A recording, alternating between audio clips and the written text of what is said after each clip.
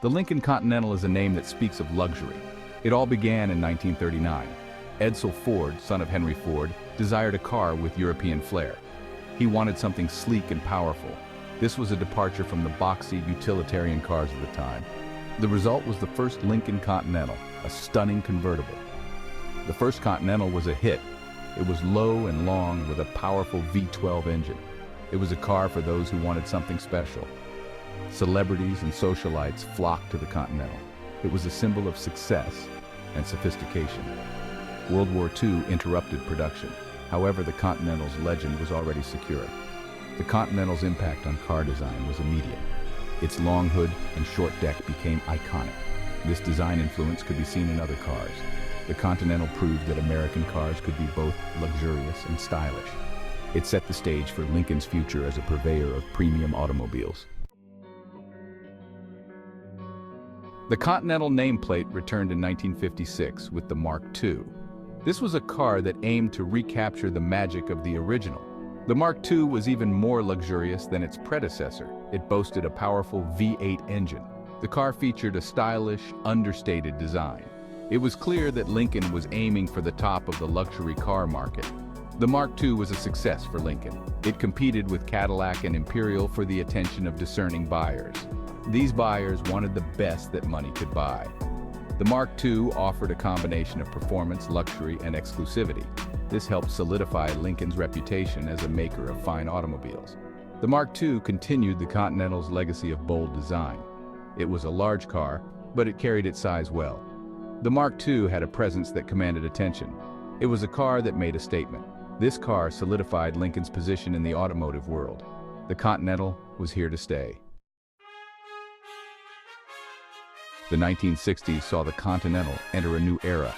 Gone were the rounded lines of the Mark II. The 1961 Continental introduced a sharp, linear design. This was a complete departure from the past. This new look was modern and instantly recognizable. It would come to define the Continental for years to come. One of the most striking features of the 1961 Continental was its size. It was huge even for American cars of the time. This was the era of big cars.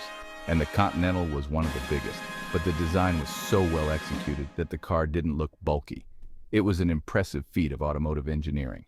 The Continental's cultural impact cannot be overstated. President John F. Kennedy rode in a modified 1961 Continental convertible. This association with the young president cemented the Continental's place in American history. The car became a symbol of the optimism and glamour of the Kennedy era. It was a tragic day when that car carried the president to his assassination in Dallas.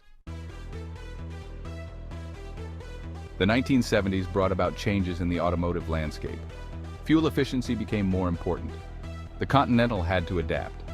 The big V8-powered land yachts of the past were out. In their place came smaller, more efficient models.